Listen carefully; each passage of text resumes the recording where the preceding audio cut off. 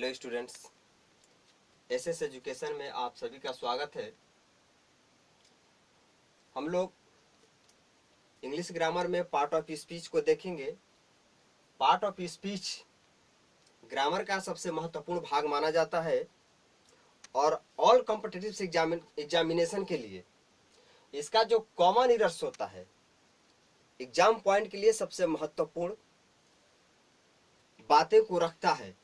तो चलिए हम पार्ट ऑफ स्पीच पढ़ने से पहले कुछ बेसिक चीज को जान लेते हैं।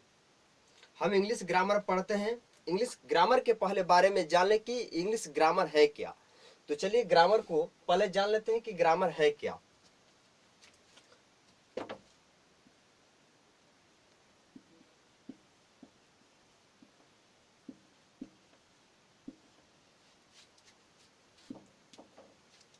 सबसे पहले हम देखते हैं ग्रामर कहते क्या किसे हैं। तो ग्रामर जो है GRAMMAR, इन अक्षरों से मिलकर के ग्रामर एक अंग्रेजी शब्द का निर्माण हुआ है जिसको हिंदी में व्याकरण कहते हैं। तो जान लेते हैं कि ग्रामर किसे कहते हैं, इसका डिफिनेशन क्या होता है। तो ग्रामर की डिफिनेशन होती है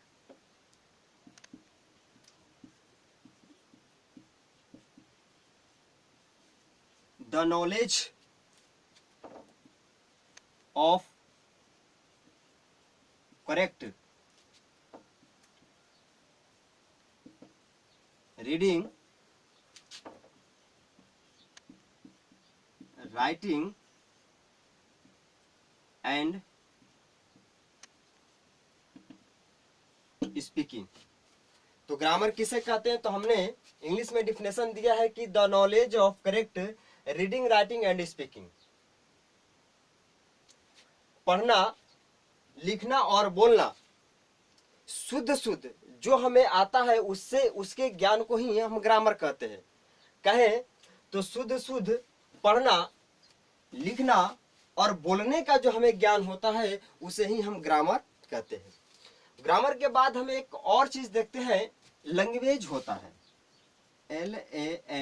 LANGUAGE, language.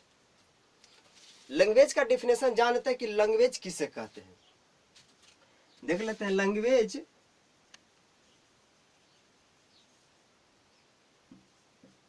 Is the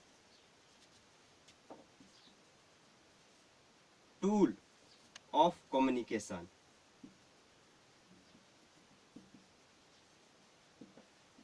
communication का मीनिंग होता है COMMUNICATION।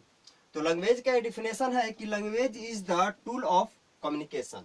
भाषा क्या है? लैंग्वेज का हिंदी जो होता है भाषा होता है। भाषा किसे कहते हैं, लैंग्वेज किसे कहते हैं? तो दो व्यक्तियों के बीच में जो कम्युनिकेशन होता है, जो बातें उत्पन्न होती है, जो अपने अपने भाषा का शैली उत्पन्न करता है, उसी को हम क्या कहते हैं, लैंग्वेज कहते हैं। जो अपनी भाषा में, जो किसी देश का हो, किसी भी प्रांत का हो, जब अपनी भाषाओं को कम्युनिकेट करता है उस भाषा को हम क्या कहते हैं, लैंग्वेज कहते हैं। उसके बाद हम पढ़ते हैं अंग्रेजी की शुरुआत जब हम करते हैं, आप अल्फाबेट का नाम सुने होंगे। अल्फाबेट ये पार्ट ऑफ स्पीच पढ़ने से पहले ग्रामर के कुछ स्तंभ है, इंग्लिश ग्रामर के कुछ स्तंभ है, इनको जानना जरूरी है। ग्रामर किसे कहते हैं, लैंग्वेज किसे कहते हैं, और नेक्स्ट है अल्फाबेट। अल्फाबेट किसे कहते हैं? अल्फाबेट का डिफिनेशन देख लेते हैं। The smallest unit, the smallest unit of English language is alphabet. Alphabet किसे कहते हैं? तो इसका डिफिनेशन है the smallest unit of English language is alphabet. कहने का अर्थ है कि अंग्रेजी के शब्दों को जितने छोटे से छोटे वर्डों में इसे विभक्त किया जाता है, अंकों में इसे विभक्त किया जाता है, उसे हम अल्फाबेट कहते हैं। चलिए इसके पार्ट को देख लेते हैं।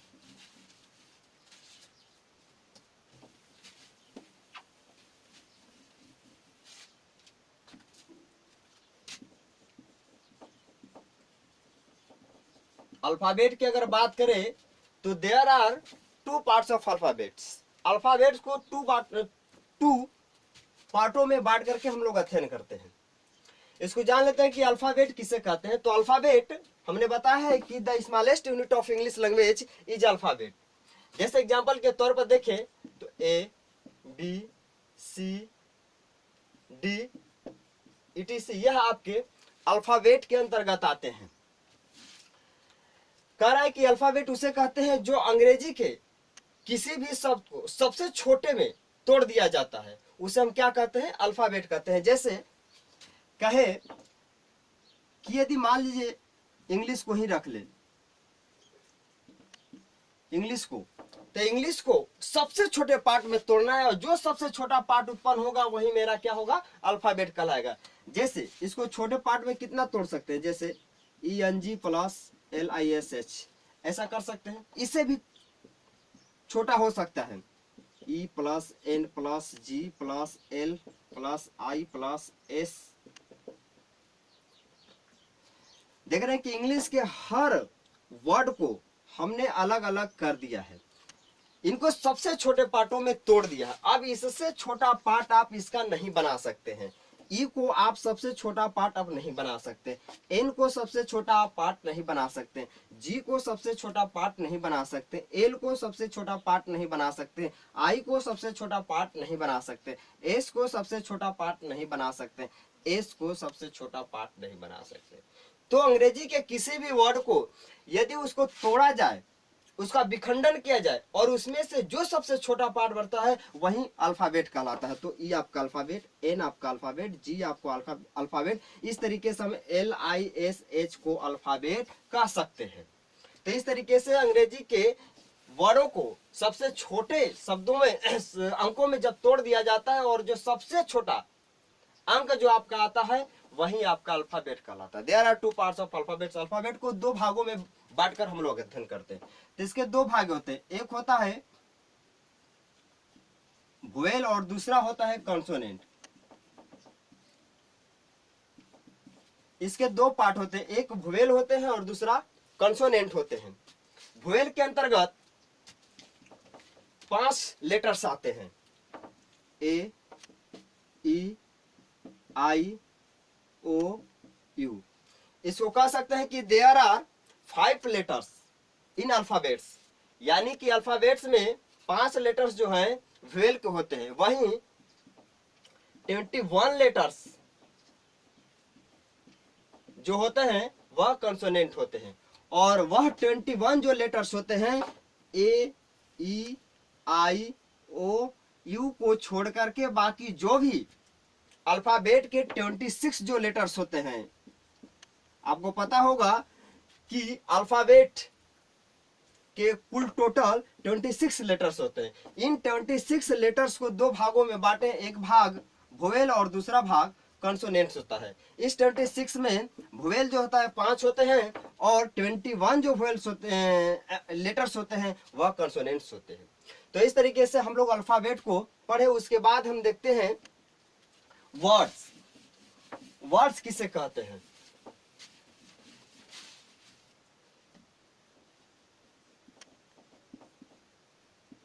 वर्ड्स, चलिए तो हमने देख लिया और अब देखते हैं वर्ड्स किसे कहते हैं। A word is a group of, a word is a group of letter in English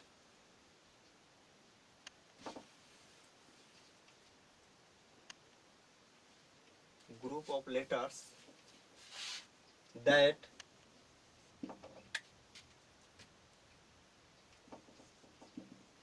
give a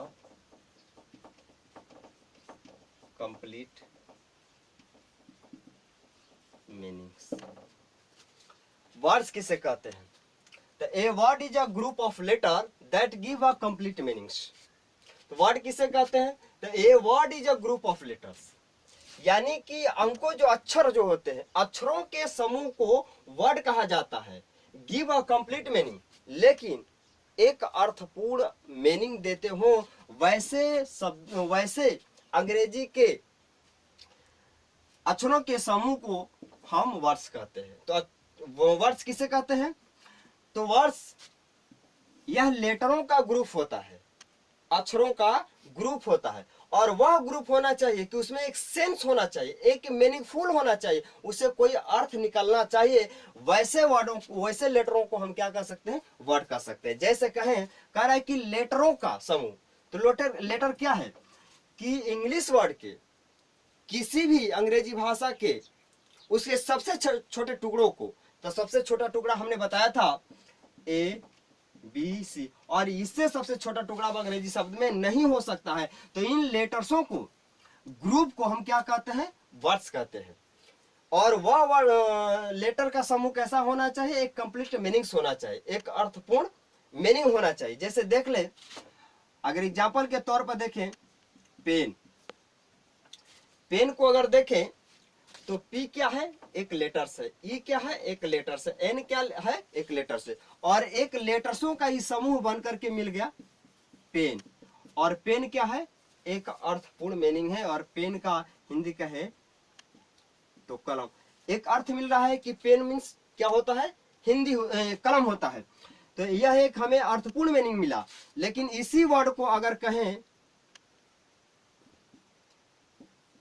NPE कर दें, तो NPE का कोई वर्ड मीनिंग नहीं होता है। यह लेटरों का समूह होने के बावजूद भी इसको हम वर्ड नहीं कह सकते हैं। वर्ड्स हम उसी को कह सकते हैं जो लेटरों के समूह होते हुए और एक अर्थपूर्ण मीनिंग देते हो, वैसे वर्डों को हम वर्ड कह सकते हैं, वैसे लेटरों के समूह को हम वर्ड कह सकते हैं। यदि वह लेटर आपस में मिले हों, समूह हो, ग्रुप हो, लेकिन उनसे कोई मीनिंग न मिलता हो, उसे कोई अर्थ न मिलता हो, तो वैसे लेटरों के समूह को हम वर्ड नहीं कह सकते हैं। जिससे जब तक कि जिस लेटर के समूह से जब तक हमें कोई वर्ड आपस में मिलता हो और उसे कोई अर्थ नहीं मिलता है, कोई मीनिंग नहीं मिलता है, तो हम उसे वर्ड नहीं कह सकते हैं। आगे चलिए देखते हैं सेंटेंस। सेंटेंस का हिंदी होता है वाक्य। चलिए सेंटेंस किसे कहते हैं?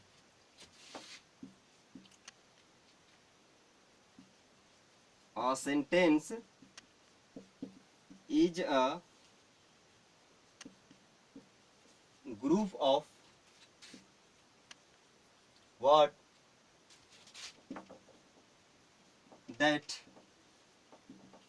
give a complete meaning। एकदम आसान डिफिनेशन है। डिफिनेशन को याद कर सकते हैं कि वर्ड्स में एक group, a word is a group of letters, sentence और sentence is a group of word. तो वर्ड्स किसे कहते हैं? तो लेटरों का समूह को वर्ड कहते हैं, जबकि सेंटेंस किसे कहते हैं? तो वर्ड्स के ग्रुप को सेंटेंस कहते हैं। और a sentence is a group of words, यानी कि शब्दों के समूह को क्या कहते हैं? सेंटेंस कहते हैं। That give a complete meaning, और उससे भी एक अर्थपूर्ण मीनिंग उत्पन्न होना चाहिए। एक सेंटेंस परिपूर्ण होना चाहिए, एक अर्थ वाला सेंटेंस होना चाहिए। वैसे ही वर्ड के ग्रुप को जब तक एक परिपूर्ण सेंटेंस नहीं मिल पाता है, एक वाक्य नहीं मिल पाता है, उसे हम सेंटेंस नहीं कह सकते हैं। जैसे कहें कि we play cricket. We play, अगर क्रिकेट की बात करें तो वी क्या है? वी में W और वी ई, W एक लेटर्स है और ई क्या है? एक लेटर्स है, और यह लेटर्स मिलकर के एक वर्ड बन गया। P क्या है? एक लेटर्स है। L क्या है? एक लेटर्स है। A क्या है? लेटर्स है। Y क्या है? लेटर्स है। और उसी में क्रिकेट में भी एक एक अक्षर यह लेटर्स है, और सारे लेटर्स मिलकर के एक वर्ड का निर्माण किए हैं, एक वर्ड का निर्माण किए हैं। और यह वर्ड जो है एक से अधिक आपस में आकर के क्या किया है कि एक सेंटेंस का निर्माण किया है। जैसे कहें कि वी प्ले क्रिकेट, यह एक सेंटेंस का निर्माण किया और इस सेंटेंस से हमें एक अर्थपूर्ण हिंदी मिल रहा है। जैसा इसका हिंदी होगा कि हम लोग क्रिकेट खेलते हैं, तो हमें एक अर्थ मीनिंग मिला, हिंदी मिला। तो ऐसे वर्ड को ग्रुप को हम सेंटेंस कह सकते हैं। जबकि इसी सेंटेंस को अगर कहें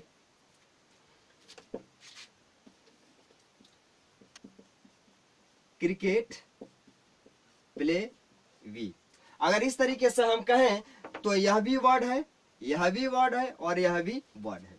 तो हमने एग्जांपल में लिखा है कि ये sentence is a group of word, यानी कि वर्डों के समूह को हम क्या कहते हैं, सेंटेंस कहते हैं। That give a complete meaning, जब तक कि वह कंप्लीट मीनिंग नहीं देता है तब तक उसे हम सेंटेंस नहीं कहते हैं। तो आप देख सकते हैं कि क्रिकेट क्या है, एक वर्ड है, प्ले क्या है, एक वर्ड है, वी क्या है, एक वर्ड है, और ये सारे वर्ड मिलकर के एक सेंटेंस का निर्माण किए हैं। लेकिन सेंटेंस का निर्माण किए हैं, इसको सेंटेंस तभी माना जा सकता है जब इसे एक अर्थपूर्ण हिंदी निकल करके आए, तभी इसको सेंटेंस मान सकते हैं। तो क्रिकेट प्ले वी, इसका कोई हिंदी नहीं निकल करके आ रहा है कि एक सेंटेंस बन जाए, अर्थात इसको हम सेंटेंस के अंतर्गत नहीं रह सकते हैं। तो यह सेंटेंस आपका गलत होगा, जबकि वी प्ले क्रिकेट आपका एक सेंटेंस के रूप में है और यह आपका सेंटेंस सही होगा। तब तक हम सेंटेंस नहीं मानते हैं जब तक कि वर्ड मिल करके एक मीनिंगफुल वाक्य और हिंदी नहीं देता है, तब तक हम उसे सेंटेंस नहीं मानते हैं। तो चलिए आगे हम देखते हैं।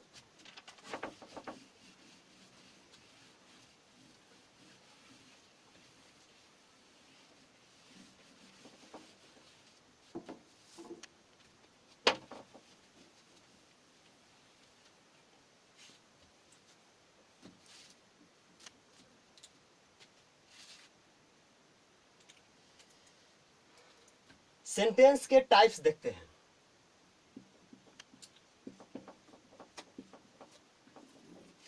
इसके 3 टाइप्स होते हैं।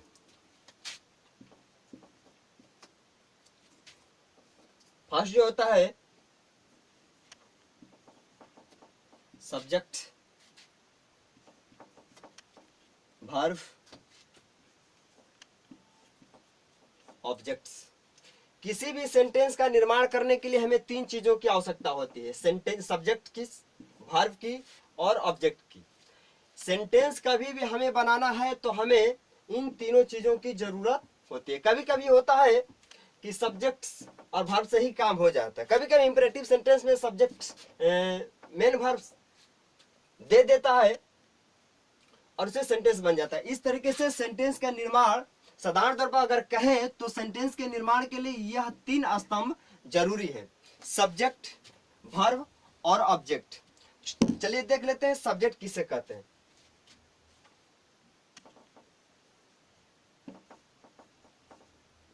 नंबर 1 सब्जेक्ट किसे कहते हैं।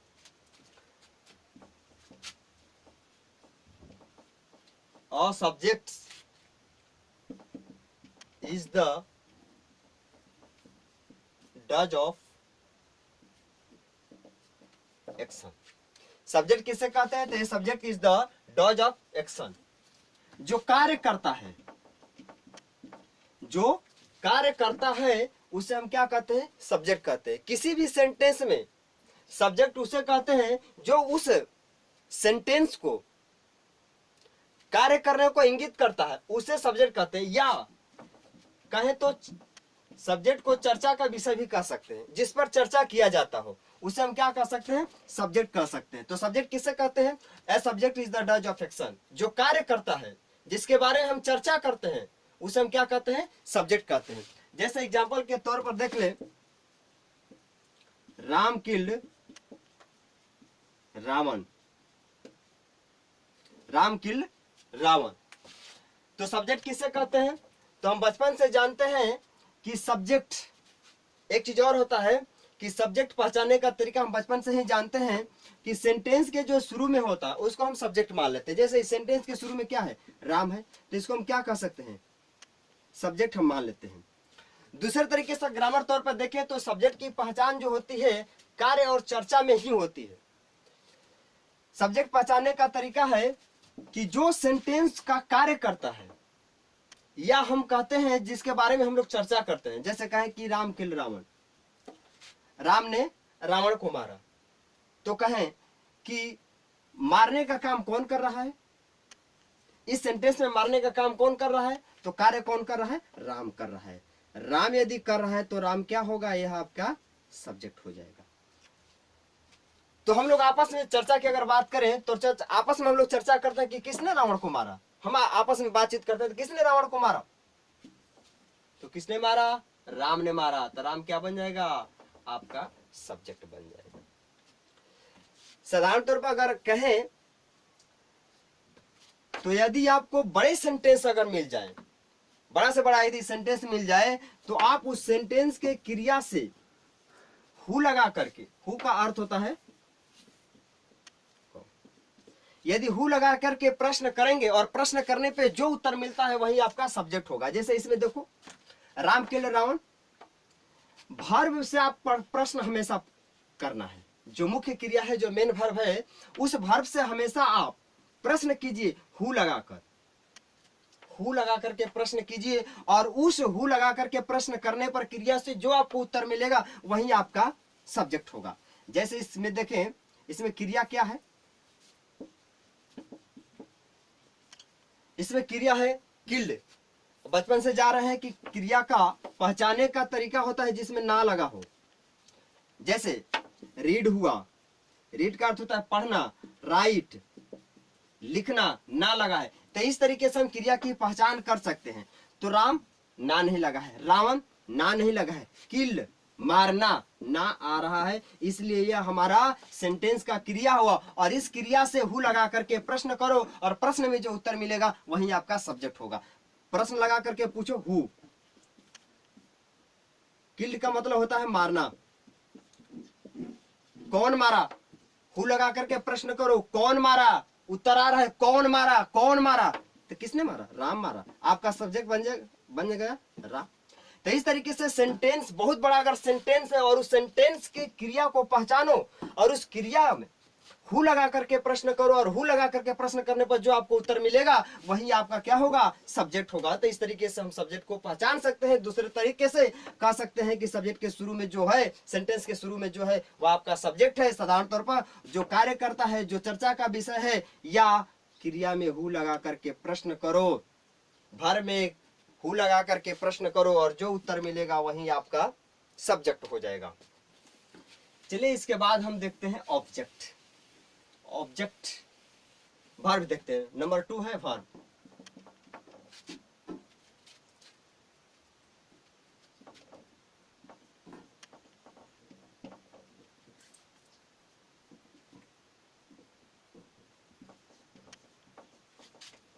A verb is an action or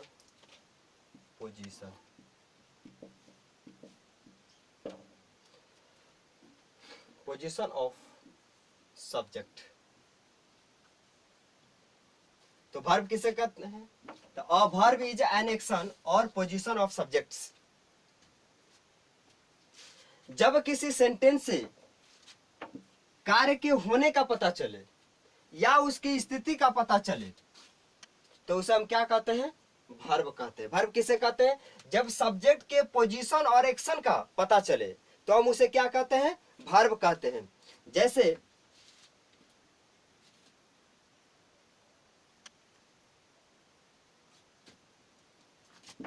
उस एग्जाम्पल को देख लेते हैं।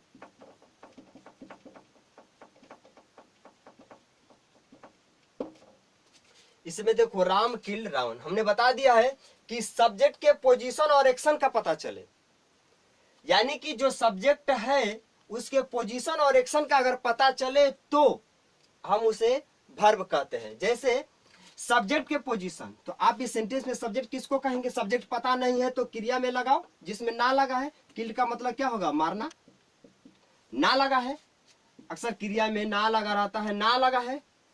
ना वाले सेंटेंस से पूछो क्या, हु लगा करके, सब्जेक्ट नहीं पता है, हु लगा करके प्रश्न करो, जो उत्तर मिलेगा वही आपका सब्जेक्ट होगा। तो सब्जेक्ट क्या है, राम है। तो राम के पोजीशन और एक्शन का पता चले उसे वर्ब कहते हैं। तो राम का पोजीशन क्या है, राम का पोजीशन है मारना, राम का पोजीशन क्या है, मारना। राम का एक्शन क्या है, मारना, राम का कार्य क्या है, मारना, और राम का जो कार्य है, जो पोजीशन है, वही हमारा क्या हो जाएगा, वर्ब होगा। तो जो सब्जेक्ट का पोजीशन और एक्शन को दर्शाता है वही हमारा क्या होता है, वर्ब कहलाता है। तो आप राम किल रावण में कह सकते हैं कि वर्ब क्या है, किल। चलिए आगे देखते हैं, ऑब्जेक्ट। नेक्स्ट और अंतिम है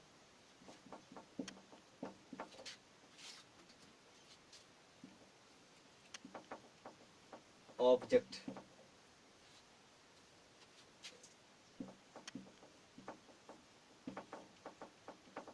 An object is a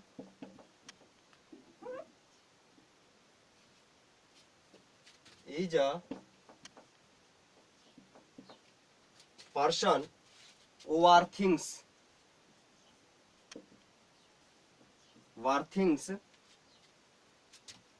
affected. An object is a person or things affected by the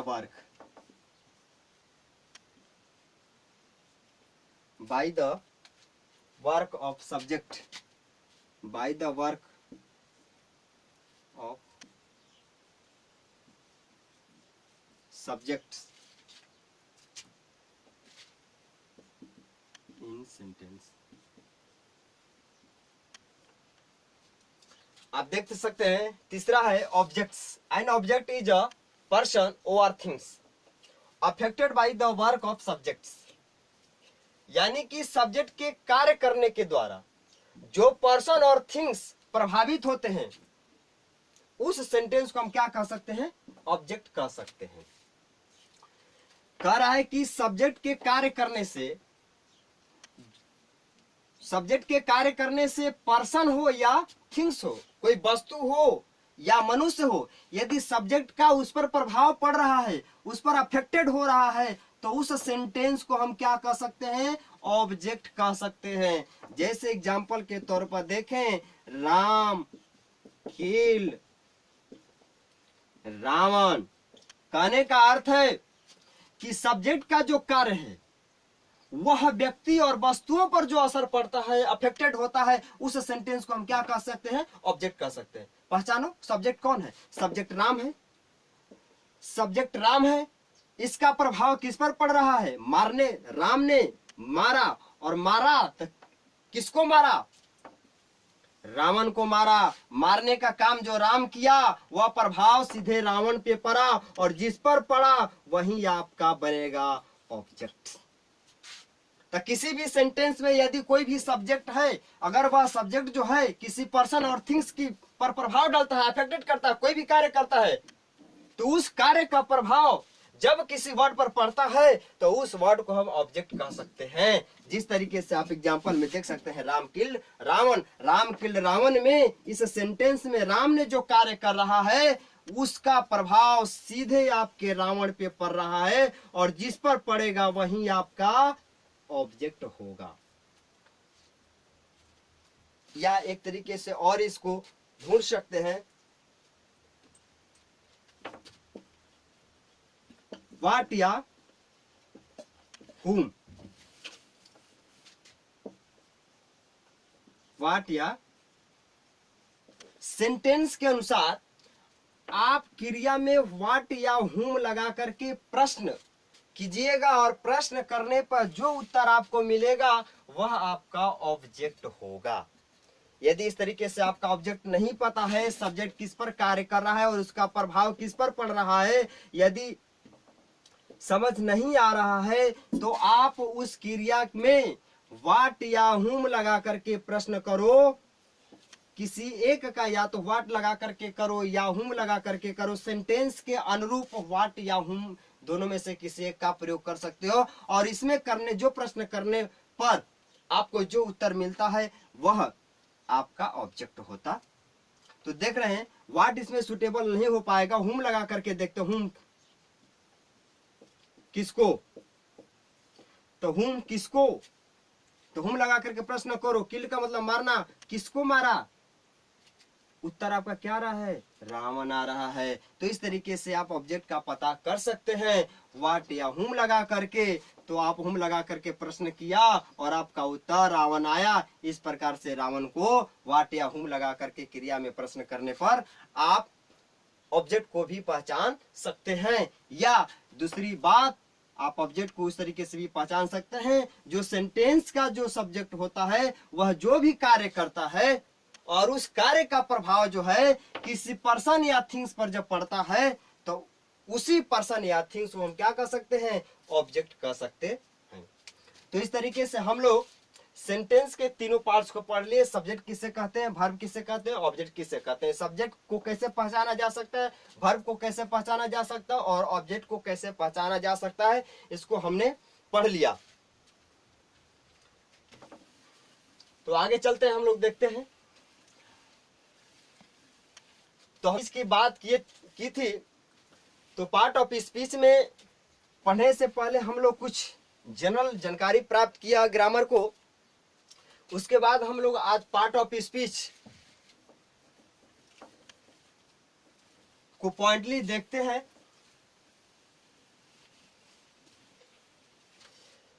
तो मैं आपको बता दूं कि पार्ट ऑफ स्पीच यह ग्रामर का सबसे महत्वपूर्ण भाग माना जाता है। यह ऑल कंपटीशन के लिए सबसे इंपॉर्टेंस माना जाता है, कॉमन इरर्स के लिए। तो आज चलते हैं, हम लोग शुरू करते हैं पार्ट ऑफ स्पीच को।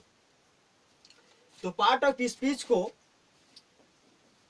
कहे तो हम 8 भागों में बांटे हैं। There are type of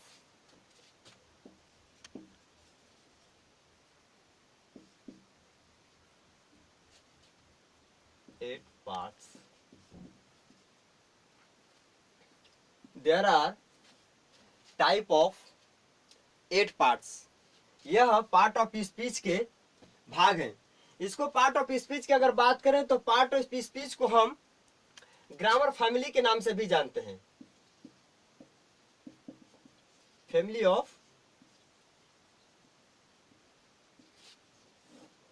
of grammar के नाम से भी जानते हैं। तो चलिए हम पार्ट ऑफ स्पीच के 8 को पॉइंटली देखते हैं। नंबर 1 है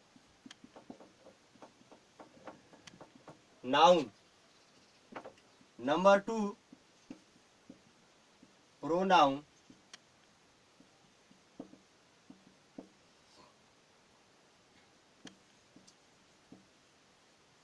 एडजेक्टिव,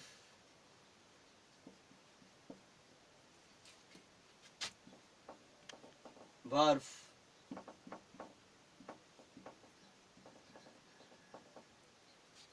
एडवर्ब,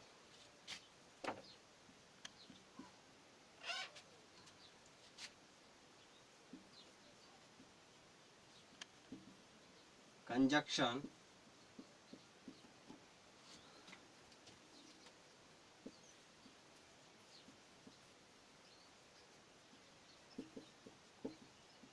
प्रीपोजिशन और लास्ट है INTER, इंटरजेक्शन। तो इस तरीके से पार्ट ऑफ स्पीच के 8 जो प्रकार हैं आप देख सकते हैं, इसे नोट डाउन कर सकते हैं।